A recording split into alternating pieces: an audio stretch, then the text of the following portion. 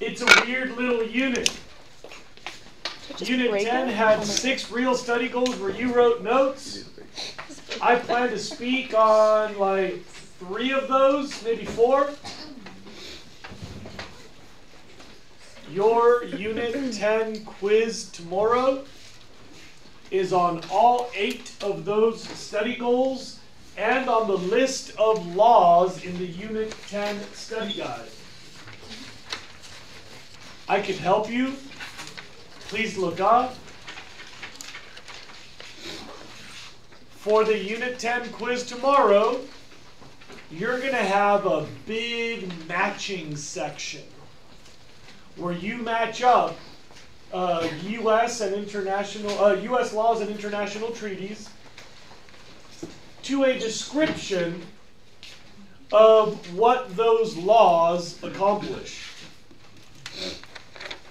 If the name isn't obvious enough, you may need to Google to find out a few. About 95% on the exam are on this paper. 1 or 2 would require that you do additional research beyond this paper using the World Wide Web. Yes, Ryan? You need to know the treaties too, or just the laws? I said both. National laws and international treaties. Any questions on the quiz, which is tomorrow? Yeah? Did you say it was a full multiple choice and half a full response? Pretty much. Okay. I think it might be 22 instead of 25, I can't remember. Anybody else? Yeah? How important is it to know the dates for the laws?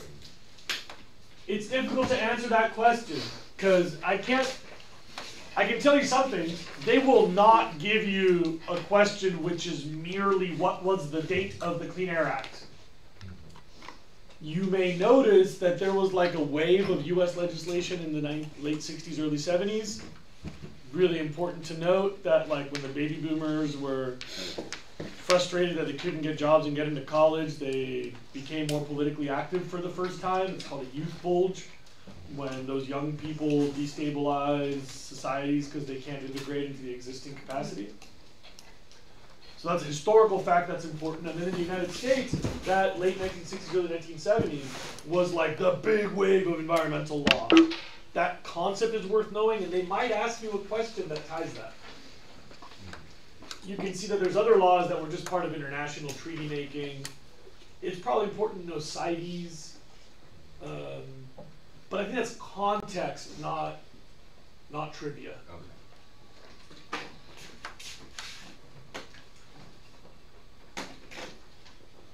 Are there any questions about anything else before we go through study goals? I have to warn you, my students have taken a lot of notes, kind of zoned out, and then like halfway woken up. I'm going to try to just stick to the stuff that's really important.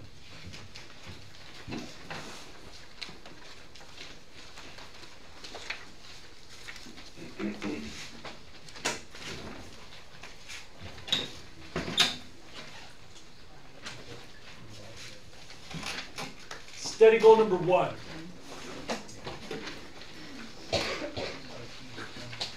If you had really good notes for study goal number 1, I think you would get at least 1 free point on the AP test. This is like direct, get ready to say this in 3 weeks, because it's gonna be at least 1 question in the free response.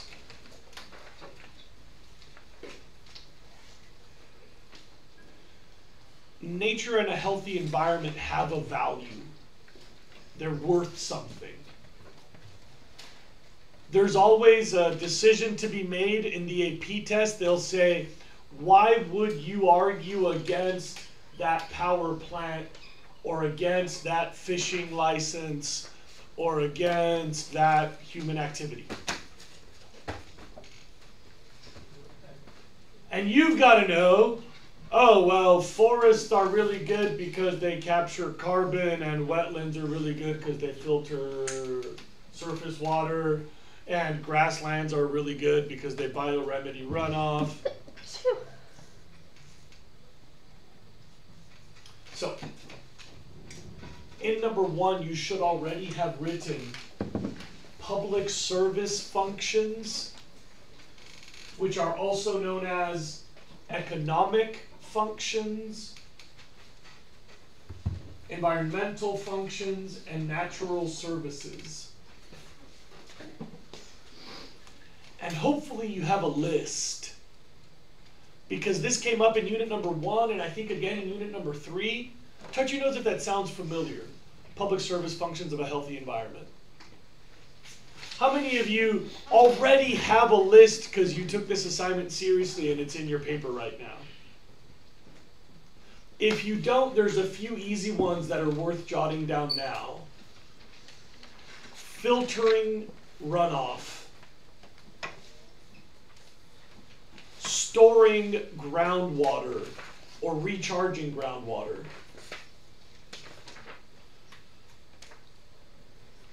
Absorbing CO2.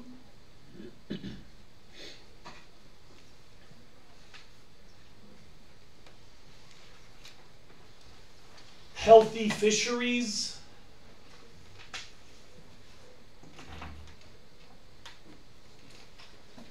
Generation of soil.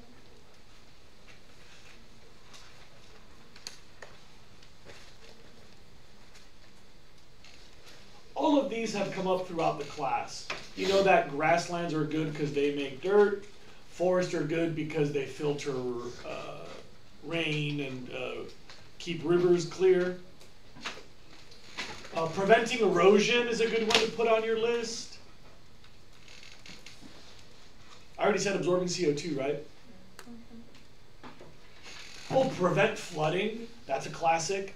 Wetlands prevent flooding.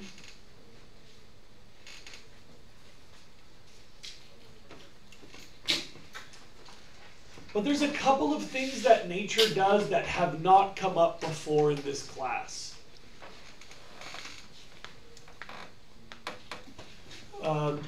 So here comes a little list. There's this thing called economic participation.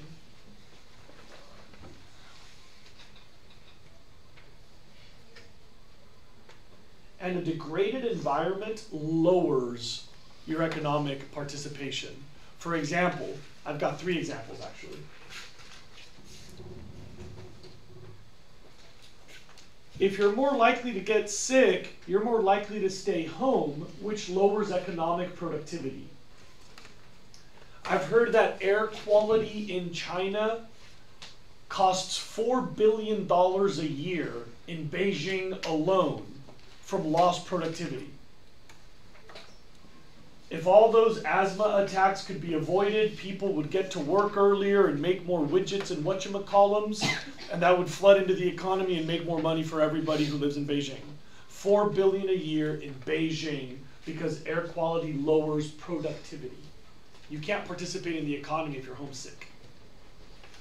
Here's another one, number 2. Sanitation improves educational outcomes.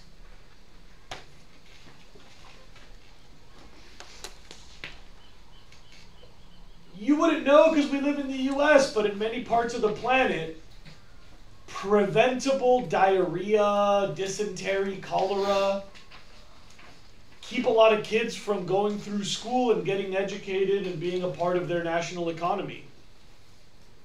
That can be a very significant economic burden. That people don't get to participate in the economy because they're not educated enough because they lost a year to cholera or whatever. How many of you have had 1 year where you lost a bunch of school because you had some kind of sickness or other distraction that kept you from coming? Imagine if that year you couldn't go to the factory to make microchips or to program apps or whatever you want to do. Like that's a big impact. In countries where kids have like a lot of struggle to be at school every day, stuff like just cleaning the surface water is a really good way to keep them showing up every day. Number 3, a healthy economy does something else that's really important. It's called food stability.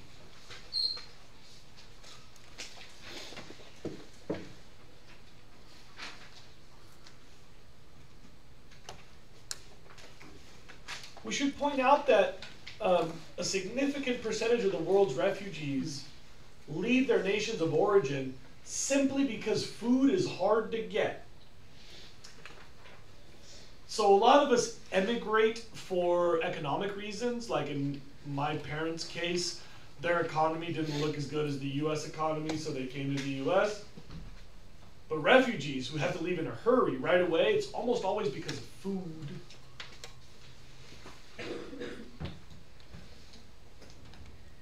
So food stability is a nice function. If you had a nice clean ocean where everybody could go out and get all their seafood, society would probably be a little bit more stable. So healthy environments make for food stability. One last thing. A healthy environment with a lot of biodiversity has what's called, quote, prospect value.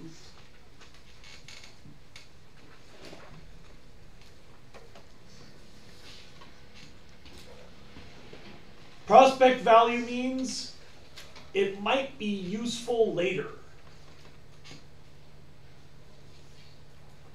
So, what if some extinct rainforest frog has an anti-cancer blood protein? It would suck if that thing went extinct and we never knew it. You all realize that we get a lot of our medicines from the wild.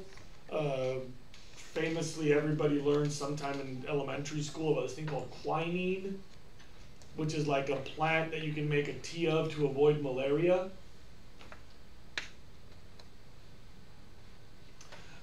Today, big pharmaceutical companies send doctors to remote parts of the world to interview locals and ask them, like, what do you do for menstrual cramps? What do you do for headaches? What do you do for rashes? And they write down like, oh, you make a tea out of this one? Cool. And they take some, and then they go back to the lab and see like, oh, this plant has like something that cures skin rashes or whatever.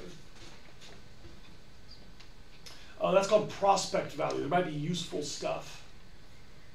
And there's one type of prospect value which I'd like to throw out for you, just because I think there's a lot of nerds in this room. It's called biomimicry.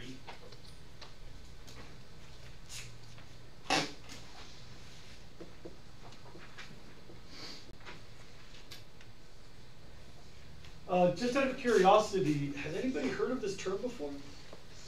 Do you know what it means? What do you think it means? Something that looks like something else that has some kind of a benefit and doesn't itself. Yeah, is that close to what you were going to say? Yeah. So imagine industrial products that are inspired by nature. So recently, some American university figured out how to make synthetic spider webs very inexpensively. Cheaper than steel. And spider web, anybody knows, like 10,000 times stronger than steel, proportional to its size. So imagine making suspension bridges where you can't see the cables and it's cheaper than steel. That's pretty cool. Someone figured out that humpback whales on their pectoral fin have these weird little bumps because they break up the turbulence and make it more efficient to move through the water. So they started to put those little bumps on the leading edge of wind turbine blades, and you can make more electricity with less wind by putting those little bumps on it. This is mimicking stuff that we see in nature, biomimicry. Oh, kids doing the makeup, remember you're not allowed to use calculators for your test.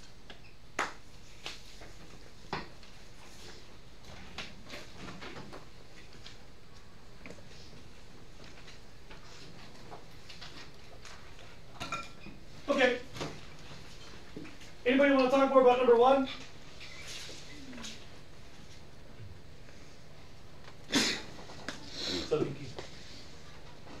Okay.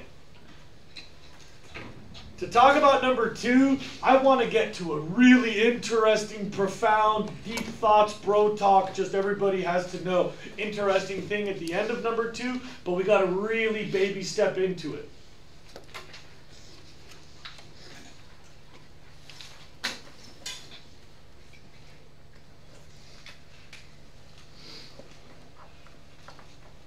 I'm going to make up some numbers. The numbers aren't the important part. The details are just to illustrate a pattern. I'm on number 2. I'd like to distinguish between direct and indirect cost and internal and external valuation. Okay. I believe that this is a Starbucks brand reusable stainless steel coffee mug made in China. And I have no idea how much it cost because I didn't buy it, but other kids have told me it's about $15. So I'm just going to go with that number because it's nice and easy. Okay? Now, a consumer like me buys this from a retail establishment that bought this from a factory that bought ingredients from a miner or a producer of that metal, rubber, steel, whatever.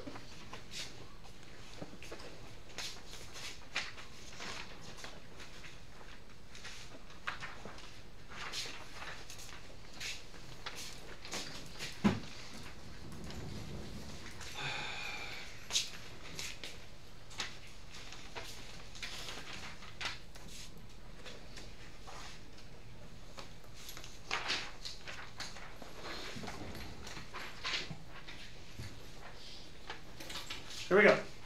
Let's tell the story of that coffee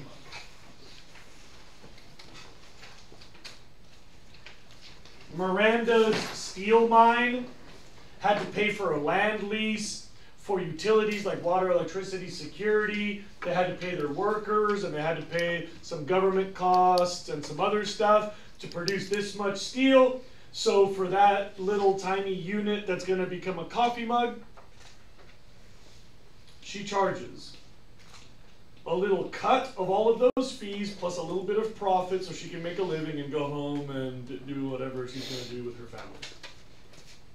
Does that make sense to everybody? Let me use some words really quick. She directly has to pay the electricity company, the workers, the government for whatever fees. So those are her direct costs. So she will internalize those proportional to the amount of steel that's going to become coffee mugs. Everybody see those two words? You internalize value for the cost that you pay directly.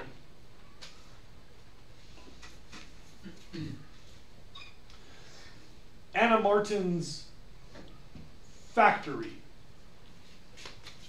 has to buy material directly, plus pay for utilities, security, electricity, gas, rent, labor. Those are the other direct costs. And of course, she wants to make a living, so she can go home and do whatever sleazy stuff she does at home. And so she's also going to internalize a little tiny bit of profit into the wholesale price of a coffee mug that she's going to ship to the retail establishment Starbucks. You see what I said about how she pays some things directly? So those are proportionately internalized in the cost that she values a mug to sell that. Yeah, everybody got that? And Starbucks has their own fixed costs that they pay directly.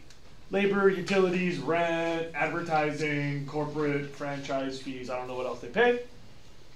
They got to pay the kid at the counter some wages.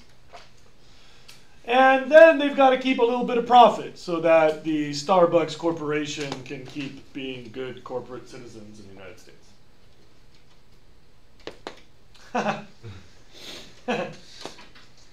Have you all heard about Starbucks' recent unfortunate event?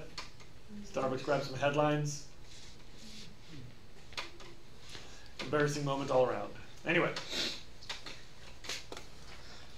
When I pay my $15, get ready for this, I, as the consumer, am covering the direct costs of that mug's production, manufacturing, and retail. You know what I mean by that?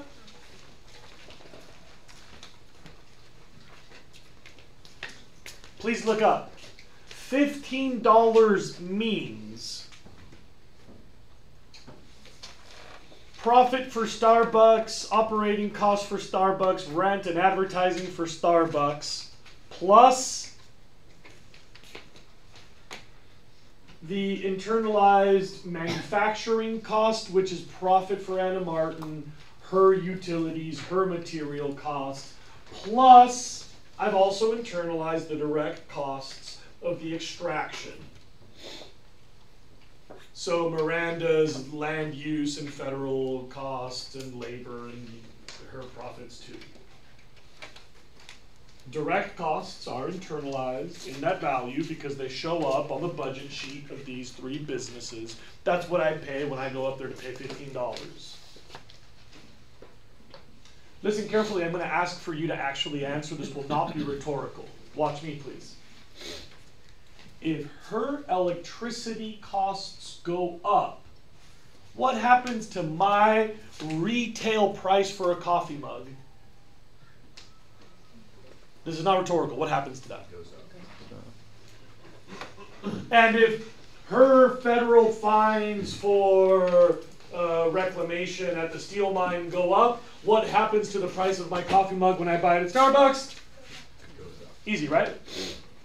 Because those are direct, they impact the consumer. We see those. We make decisions based on those. I got another little story for you about these guys. I need everybody to please look at me. You children in this row, you are the fine citizens of Mirandaville. Wave to me, citizens of Mirandaville. That's these kids right here, everybody. And now, you five, please look up at me. These are the citizens of Martinville. Wave at me. Thank you, Ben. It was nice when you waved one time. Okay, now. This mine, as you know, has impacts on groundwater. So, the citizens of Mirandaville, they have to pay more for their tap water.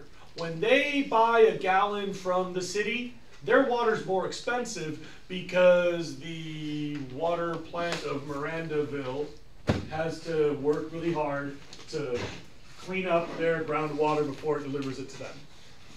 Listen carefully because this is where the vocab comes up. Those are real costs. Like they got to pay more for water than everybody else in the state. That's a real cost. But she's not paying it, so it's indirect to the mining. In other words, that will remain external to my activity. When I buy mugs, I do not pay their extra water. That just sucks for them because they live in Miranda Town. It's a real cost that's not paid by the person who causes that cost. So that's called indirect. And because it's indirect, because Miranda has no idea what's happening to their water prices unless she cares to find out, it's external to the value that she sets on steel. It does not affect steel prices. If they have to pay twice as much money for drinking water, sucks for them, but that's not going to affect the price of steel. Let's do another one. The kids of Martinville have more asthma because this factory belches out a bunch of miscellaneous coffee mug production gases. I don't know what they are. This school has more absenteeism. This community has more money diverted to healthcare. These kids get less of an education. Those are all real costs. Their moms and dads have to take more days off work to take their kid to the hospital. Their moms and dads have to take more money that they could use for property values, and they got to siphon that into keeping these kids breathing and trying to stay healthy through their youth. That is a real cost that's not paid by the person who's responsible for those costs. So we say it's indirect to her budget and thus external to the wholesale price of a coffee mug. The direct costs are internalized, the indirect costs are external to that transaction. If you had a question, this would be the time to ask me. Yeah? What is it called if, like, say, like Miranda, like, took measures to, like, control erosion and, like, protect the groundwater of the city to lower everybody else's costs, but then the steel costs go up? Then she would be internalizing, because now that affects the price of her steel. She's assumed some costs tied to this activity, right? So she has made part of that cost direct to her. And by the way, we could make it direct to her. We could pass a law that says she has to manage her water quality. We're adding a cost in her life. So we've made it direct to her budget, and then she'll probably roll that into the factory, which will roll it into the Starbucks, which I will see that as a consumer. Does that make sense? Yeah. Anybody else want to ask me anything? Because I'm about to get to like the part where this affects your life and your generation.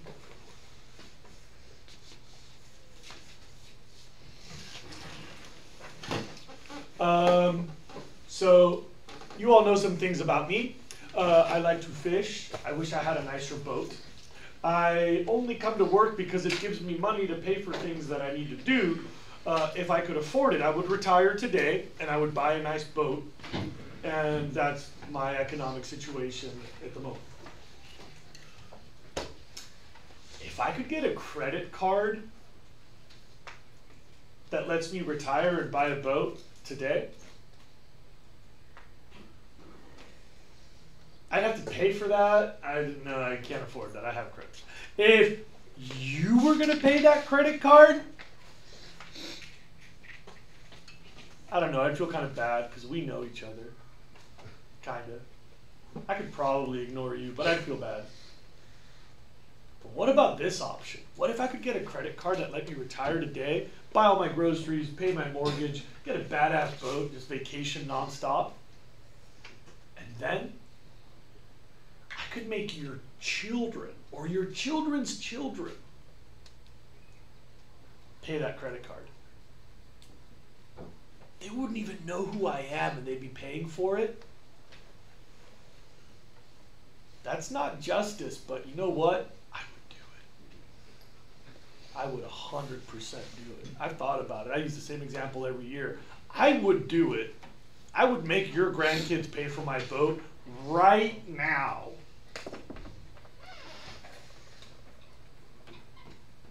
If they didn't know who I was, like I'd be dead by the time they had to pay the bill, I'd stick them with that. And that's the way our economy works. Since the Industrial Revolution, we have been having a lot of fun adding up debt for roughly your generation. Since the 1700s, we've been using fossil fuels. We've been adding to the levels of greenhouse gases. For the first 100, 150 years, that was pretty subtle. Not really enough to feel bad about. It's like me just buying some string cheese on that credit card for your grandkids. Like, I'm just buying some string cheese. But you know, in the last like 50, 60, 70 years, we've been really cranking out the greenhouse gases. The last like 15, we're just like, no holds barred. We're going nuts on those greenhouse gases. Now, quick little vocab thing. Watch this. Those are real costs for your generation. You will really have to pay. That's not make-believe. I'm not speaking metaphorically anymore. Climate change will cost you personally, touch your chest, your money.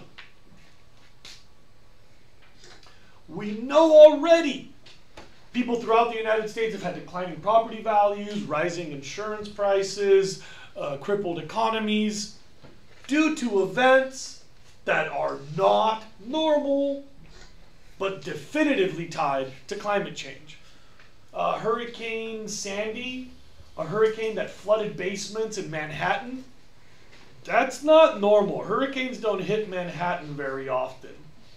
You could never attribute a single hurricane to climate change, but the fact that so many hurricanes have gone that far north means at least one or two of those had to be caused by climate change. What if it was the Sandy one? The one in New Orleans, Katrina, that caused all that harm. Like, people's lives are lost, their houses are ruined, their businesses go up, their investments are screwed. What's up, Gabe? Part 3. Yeah, hit it. Theo Patterson, Yeah. Braulio, and Quincy. Cool. Guys, take all your stuff. Goodbye. Some of my kids came back in the last period. Yeah. Well, I told, because Hazel wants us to get a whole bunch of kids for testing, and there was like, it was packed in there, and I told her, I was like, do you still want to continue to get kids?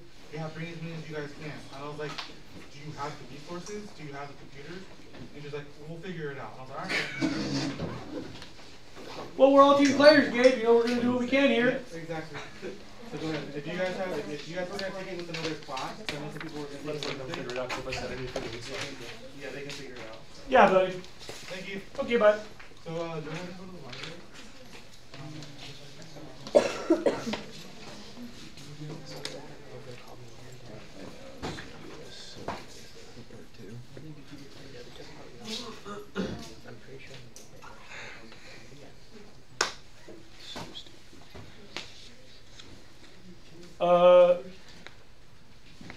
We know, first of all, which economic activities cause the most climate change. Things that consume a lot of fossil fuels, like coal, natural gas, electricity, transportation. Some of the production of our food and the transportation of our food, we know that those cause the most climate change. You can do the math. What percentage of CO2 means what percentage of climate change, and how much is that going to cost in the future? I need to emphasize something. Those are real costs. Just like their asthma is a real cost and like their freshwater treatment is a real cost, climate change has real costs already. Security spending, military spending that's tied to areas destabilized by climate change, dealing with rising sea level, saltwater intrusion in groundwater, changing weather patterns, changing disasters. These are real costs. And you could tie those to like how much CO2 your car makes or how much electricity you use at your house and where your electricity comes from. You could figure that out.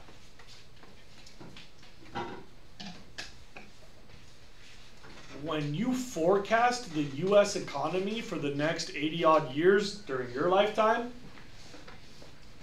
the amount of the US economy dedicated to dealing with climate change will continue to grow. So you're going to start paying those credit card bills. And earlier generations, they had a lot of fun and you're going to pay for it.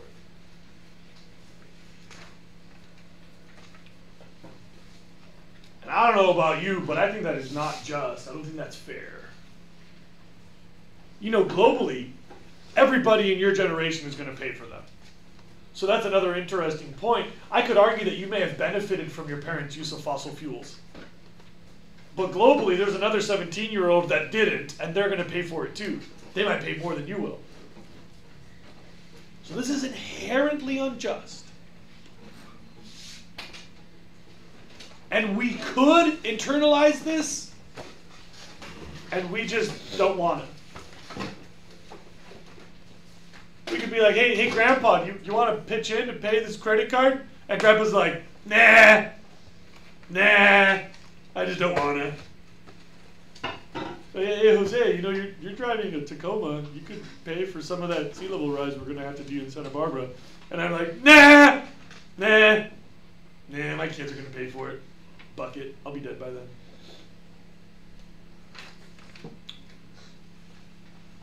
In Australia, they started charging for CO2 production. And since everything in the economy makes CO2, they did different things in different steps. So at first, they assigned a CO2 tax to the production of utilities. Making water, making electricity, making fuel. So everybody's prices went up depending on how much they were using water, electricity, or fuels. Then a couple years later, they added a CO2 to the production of goods. So all the factories had to pay for the CO2 that they were causing through the production of consumer items. So people were like, whoa, this thing didn't travel a lot, and it didn't have a lot of production costs, so that stayed cheap. But this imported Chinese coffee mug used a lot of energy in its production and transportation, that price went up. And so the additional tax on the CO2 of the coffee mug changed people's habits to lower their CO2 pollution because nobody wants to pay extra if you have a choice.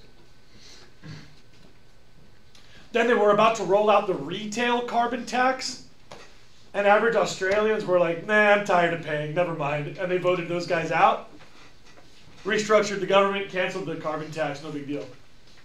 Everybody's happy again. They decided to stop paying. European Union's going through something very similar. They were gonna create a market for CO2 and they've kept trying to whittle that down.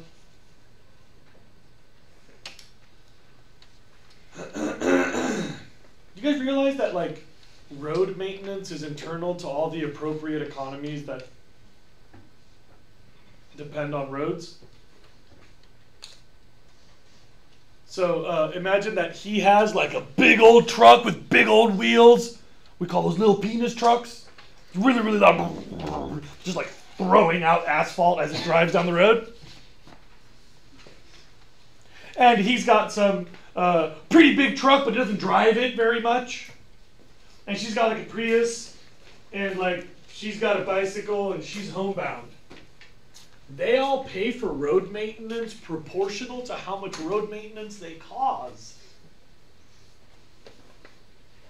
They're all citizens, like her. So she pays a little bit of city tax because, you know, the ambulance and the fire department still have to reach her.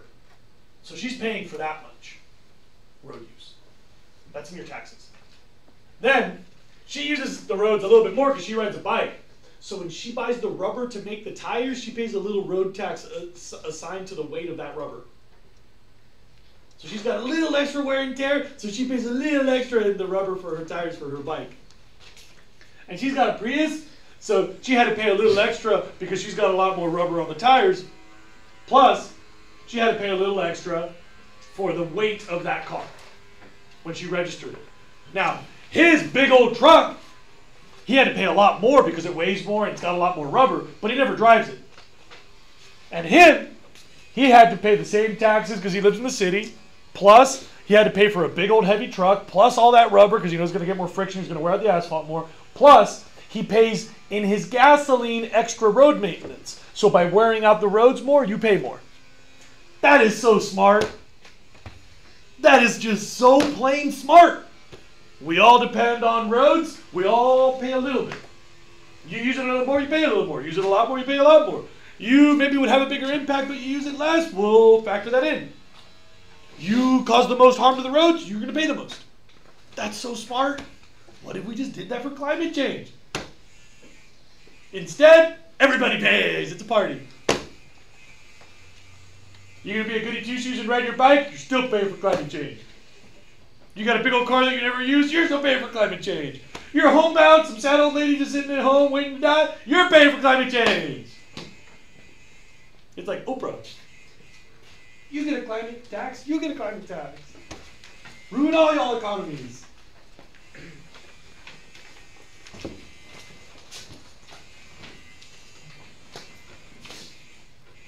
A challenge for your generation is to come up with some intelligent way to internalize the cost of climate change.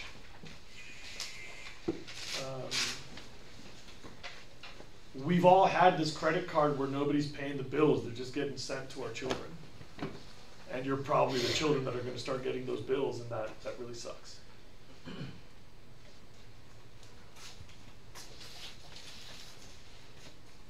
Hey, anybody else recognize that kid right there? I recognize that kid. All right, everybody here gonna go watch You're in Town this weekend? Oh, 2010 Tony Award, I believe. All right, I mean that not just production, but that play. We'll see what's productions.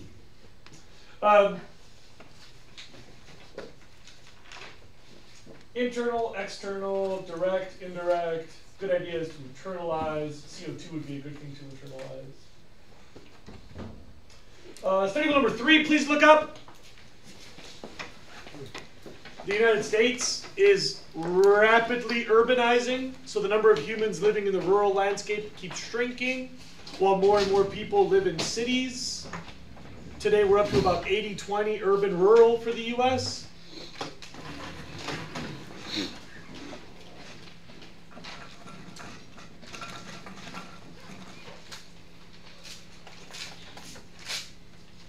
And please look up for number 3. Globally, I was born on a planet where humans were not city life. Humans, when I was born in 1977, were about 2/3 rural. That is the worst word in the world. Humans were rural when I was born by about 2 to 1. Today, we're pushing 55% urban. By the year 2025, like when you come out of college, the planet will be 2/3 city folk, only 1/3 rural. So this creates a lot of interesting problems. You know that cities have challenges bringing in all the stuff and getting rid of all the waste. As humans urbanize, we create new problems and we face new challenges. So urbanization is a big theme in environmental science. Yeah? 55% worldwide or in America? What? Never mind, I see. Okay. I was willing to answer your question, I just didn't understand it. I can't read it, but I'm guessing that's probably. 80-20 US. Okay. We're about 53 to 55 urban globally. And that number will grow to about 67 by 2025.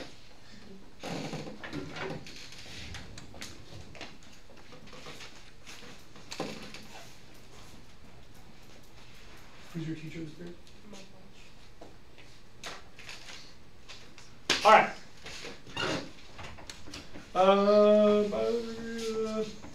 Check this out. Look, I love these pictures so much. I hope you can all see them. If not, you should walk by someday. There's my wife and my daughter and my son when she was 3 and he was a couple months old. There they are a year later. And a year after that,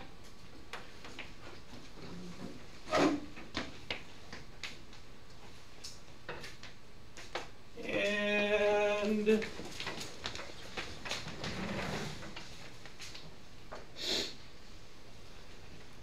a year after that, and there's one more somewhere. Anyway, all of those are our annual family portrait at Olmsted Peak in Yosemite National Park. Look at study goal number 5.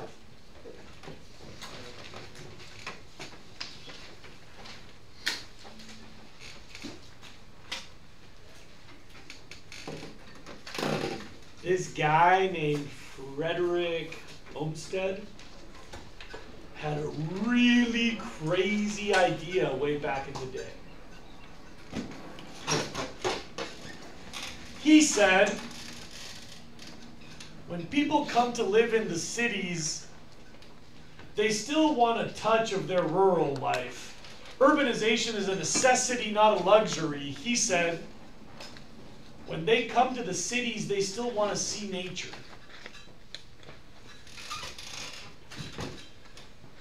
And everybody told him, no, no, no, you wacky weirdo.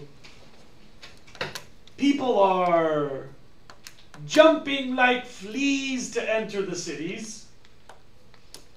What they want is city life, let's give it to them. And he said, nope, let's give them a little bit of nature and they'll be happier and healthier. And because people want to experience nature, they'll appreciate our city more and they'll want to live closer to these parks. And he made a wacky gamble. He said, let me keep one big park right in the center of New York City. And if you let me build this park in the middle of New York City, I bet you money that people are going to want to live next to the park. And everybody's like, you idiot. We're going to cut down those trees and build more cities soon because nobody cares about parks and cities. And everybody knows the punchline already? Do you know what that park is in the center of New York? Central Park. And does anybody know where the most expensive real estate per square foot in the United States is? In the high-rises overlooking Central Park. This is such a no-brainer now that you can basically tie real estate prices to access to nature. Like, do you all realize that Santa Barbara has more square footage of city parks per Santa Barbaran than any other city in the U.S.? We are the parkiest city. And that might be one of the reasons that we have the most expensive city. I don't know, maybe. Because people like being in wilderness. And so in Yosemite National Park, they named that spot right there. You can see my feet on it, right there. That is Olmsted Peak. It's chosen for him because it's accessible to everybody. You can like drive up and go to Olmsted Point, or you can walk up a couple hundred yards to the peak. And it's totally doable, and you get up there and you get this amazing view. Look in the background behind me. Someday if you're bored, go look at that photo. You can see Tenaya Lake, you can see the Cathedral Range and the high country, and if you're facing the cameraman, then you can look down and see Yosemite Valley, and you can see like Clouds Rest and Half Dome and look down into the ditch. Pretty spectacular. That's what they named after him because he's such a rad guy. Olmsted. Famous name, you gotta remember that.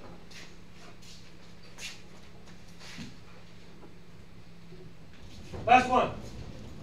Study goal number 6.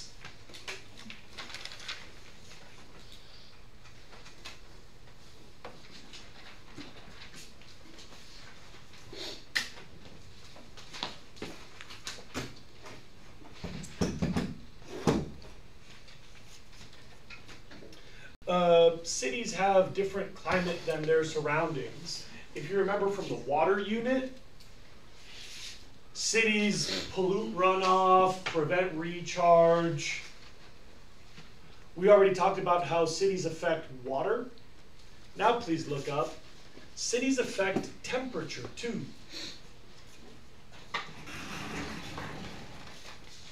If you had a laser thermometer and you could just point it at the forest and then point it at the city and then point it at the forest, cities are always hotter than their surroundings. It's called urban heat island effect, where the city is an island of heat. See that temperature? Hotter in the city, cooler in the surroundings. And there's a few reasons for that. If you're going to compare the forest to the city, cities have a lot less air circulation compared to forests that have much more air movement to carry away heat. Cities have a lot less shade because everything is straight up and down, while forests have a trunk with a canopy that spreads outward. So forests are much more shady. Cities do not absorb water, they don't wick water, so they don't have evaporative cooling, but trees do. Cities have a lot more thermal mass, the concrete, the asphalt, the steel, even the glass. This is not a news flash. On a very hot day, you touch the hood of a black car and your hand gets burned. Try to keep your hand on the asphalt in a big parking lot in the middle of summer, you'll blister your skin. Try to go up to a big skyrise and you touch the glass, and that's going to be really, really hot. Bridges, statues, the things that we build have high thermal mass. They often have low albedo. They heat up tremendously. Compare that to a forest on a really hot day. You touch the tree, and you're probably fine. You touch the dirt, and 99 times out of 100, it's really cool. Because they have a lot of insulation, they absorb water, they're shiny, they have high albedo, and they have low thermal mass. Finally, cities do something even worse. Cities make their own heat from the inside. All those cars, each one of them gives off a little heat. All those light bulbs, every one gives a little heat. Refrigerators, air conditioning units, generators, motors, fans give off heat. So we go to the city and we try to like warm up the room to make the circulation that we find outside, and we add heat to the room because the motor is using electrical inefficiencies, unfortunately.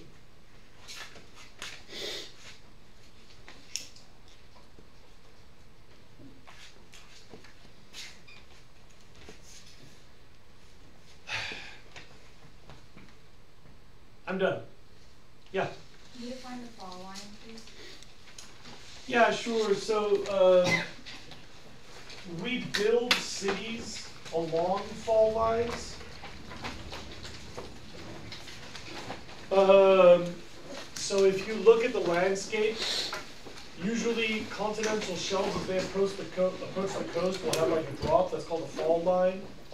And fall lines are a really good place for like accumulation of good agricultural soil, or a good place to put hydropower. It's a place on the continental plate where you have like a drop in elevation. That's a good place to build city stuff. So cities are often built right at that elevation. What else? Other vocab I can define? Things I can tell you? Questions I can answer? The ideal future of city planning? Well, it's kind of a big description.